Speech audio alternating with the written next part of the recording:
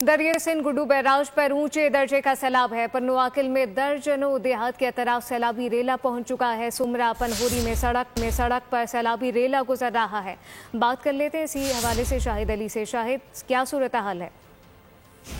पंजाब के दरियाला सैलाबी रेला जो है वो सिंध से टकरा गया है। गुड्डू बैराज पर ऊंचे दर्जे का सैलाब आ चुका है और सखर बैराज की जानिब बढ़ रहा है। सखर बैराज पर इस वक्त दरमियाने दर्जे का सैलाब है। इस वक्त हम पन्नुआकिल के इलाके सुमरा पवानी में मौजूद हैं। आप देख सकते हैं कि ये हम इस वक्त रोड पर खड़े हैं जहाँ से सैलाबी रेला इंतहाई तेज रफ्तारी के साथ गुजर रहा है।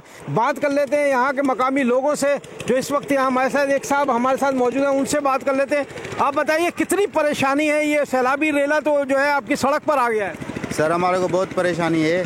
काफ़ी साल हो गए हैं, 5 साल तकरीबन हो गए। ये पुल जो है ना, बस ऐसे ही बिल्कुल काम आते हैं, 2-3 पिलर बनाते हैं फिर चले जाते हैं। हर साल यही ड्रामा चलता है और ये पानी हमारे को तकरीबन घरों तक पहुंच चुका है। अभी आने जाने के लिए हमारे को बहुत मसला है। कश्तियों में आते हैं जिसके 3 से 4 हज़ार किराया होता है। अगर हमारे बच्चे बीमार होते हैं, रात के टाइम तो मिलती नहीं है और दिन के टाइम जो मिलते हैं वो डबल किराया हमसे लेते हैं। ये अपने तौर पे कश्तियाँ जो हैं वो हायर करते हैं और उसके बाद जो है वो यहाँ से अपने गाँवों से शहर पहुँच रहे हैं और शहर से वापस जो है कश्तियों के जरिए गाँव में जाते हैं। जी शाहिद अली, बहुत शुक्रिया।